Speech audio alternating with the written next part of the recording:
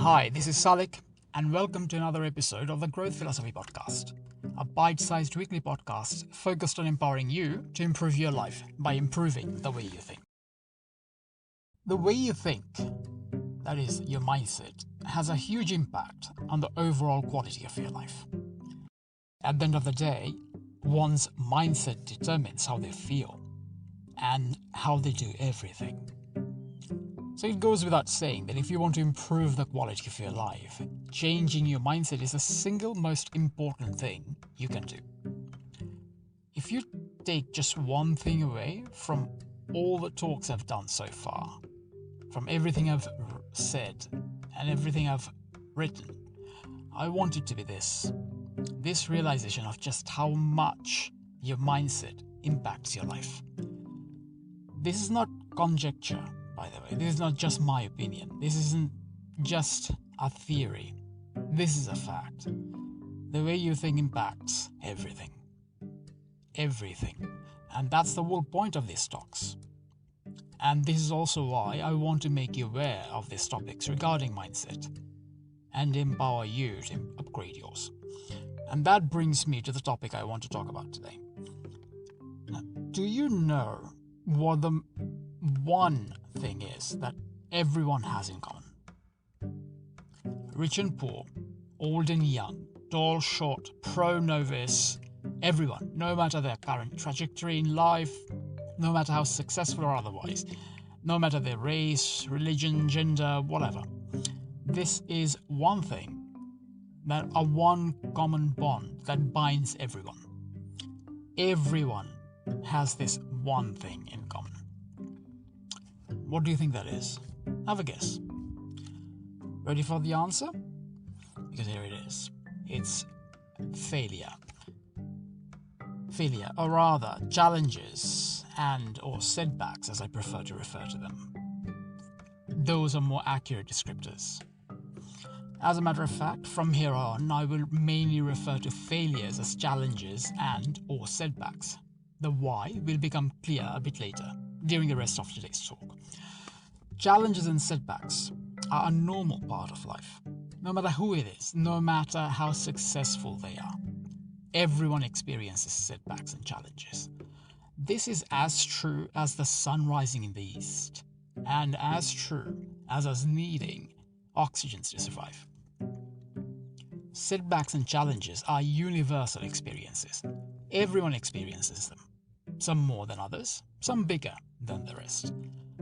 But no one is exempt from them. The degree and type may vary, but one thing that is certain is this: absolutely no one escapes these experiences. No one is exempt from experiencing challenges and setbacks. It doesn't matter who they are. So it should come as no surprise to know that one's ability to deal with such challenges makes a huge impact on the course of their lives. How someone deals with challenges and setbacks determines how successful they are, or otherwise. That also has a big impact on how happy or unhappy the person is, since challenges and setbacks influence our happiness levels. And this is usually what sets apart those at the top and the rest. Suffice to say, your ability to deal with challenges and setbacks plays a key role in your life. So how do you boost your ability to deal with challenges and setbacks, you might be wondering? Well, I'm going to tell you how. The key to that is changing your mindset. Yes, mindset again. Like I mentioned before, the way you think impacts everything. I've talked about mindset a fair amount over the last few weeks, and if you've followed them, you know just how important mindset is to every facet of your life. And you also know that changing it does not happen overnight. It takes practice and perseverance to change one's mindset. But when it comes to dealing with challenges and setbacks, I have a mindset hack for you. A shortcut, if you will. Something that can jumpstart your ability to face them and deal with these challenges and setbacks, and deal with them well. Want to know what that mindset hack is? Well, here it is. it is to change the language you use. The way you think about something, anything really, is by and large dependent on the words and phrases you use to describe them. As such, how you deal with a situation changes when you change the language you use to describe that situation. Makes sense, right? Don't worry if it doesn't, because I will expand on this. So, if it isn't clear already, it will get clearer by the time we are done today. So, specifically when it comes to the word in question today, the word failure, I will expand more. I'm not exaggerating, by the way, when I say that there is a huge negative connotation attached to the word failure. You know this yourself. Failure has a hugely negative connotation. The meaning that we attach to it is very detrimental. But before I talk more about this, here is one thing I do want you to understand. Words have power. And just by making this one change, just by changing the language you use to describe a situation, can make a big difference to your ability to deal with the situation. It can, in fact, be the difference between dealing with a challenging situation or giving up. Let me ask you something. Which seems more possible to you? Overcoming a challenging or difficult situation, or overcoming failure? They're both the same situation. Both of these phrases, overcoming a challenging situation and overcoming a failure, both of these phrases can be used to describe the exact same scenario. But because of the negative meaning attached to the word failure, the second scenario seems much harder to deal with and much harder to overcome, doesn't it? Which one hits harder and feels worse, experiencing a failure or experiencing a setback? Which one? It should be quite apparent, it should be quite clear, right? Everyone hates being a failure. There's a reason for that. Everyone hates being a failure, but no one hates overcoming challenges. Do you see what a difference the words you use makes? Dealing with a failure, no one really wants to do that. Everyone hates that. Everyone hates failures.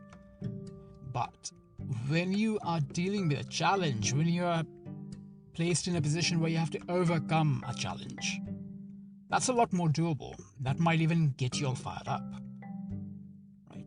The latter, the overcoming challenges language, can actually inspire people to deal with the situation. So just changing the words you use makes a big impact on your ability to deal with the situation. It can, in fact, completely transform your ability to overcome more or less anything. Let's face it, dealing with challenges and setbacks are a natural part of life. They are unavoidable.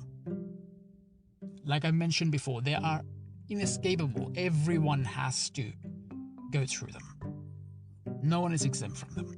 You might not like it. No one does, really. I mean, who in their right mind actually likes dealing with failures or setbacks, right? But the sooner you accept this reality, because it is a reality, don't kid yourself. Everyone deals with challenges. Life has challenges. So the sooner you accept that reality, the sooner you can start working on preparing yourself to deal with these situations. And the sooner you do that, the sooner you can prepare yourself to overcome them. With me so far? Good. Here is something I want you to realize. Failures, or rather challenges and setbacks, are hardly ever, if ever, the end. They are only the end if you give up. And that is the only time they become conclusive. But until that point, until you give up, those situations are just momentary speed bumps. Speed bumps that you need to get over to move on, to move forward. Until you decide to throw in the towel, you're still in the ring and you still have a shot. Understand that And I mean really understand that, and you will not only significantly change how you deal with difficult situations in your life, you will also give your ability to overcome challenges and setbacks a massive boost, if not completely transform them. Everyone deals with challenges. This should be pretty clear by now. But those who face them head on are the ones who move forward.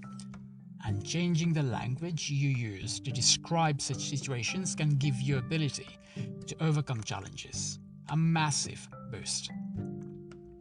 So understand this mindset hack, because this can make a massive impact in your ability to overcome obstacles and challenges and setbacks. Stop using the word failures for every time you come across challenging situations and setbacks. There is a lot you can learn from these challenging situations.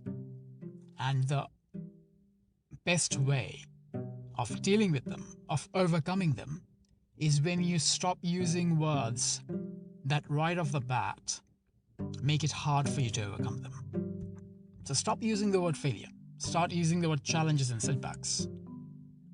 Be more mindful of the words you use to describe the situations in your life, especially the difficult ones, because there are no failures, only challenging situations and setbacks waiting to be overcome. I hope all that made sense. If anything I said went over your head or seemed confusing, have another listen, as that can help clarify it. If it doesn't, however, and you still have questions, feel free to drop me a line on my blog. Post a comment there. I always read my comments. But I really cannot stress enough just how important this factor is. Your ability to overcome challenges. So understand this one concept and you can create a massive change in your ability to deal with the difficult situations in your life. So I really hope that you will take on board what you learned today. But that's it for today. I hope you found this useful. Join me again next week for another episode of the Growth Philosophy Podcast. I plan to give you some actionable strategies next week, strategies for improving your mindset, strategies that can help you in adopting a stronger, growth-focused mindset. So stay tuned and have a great week.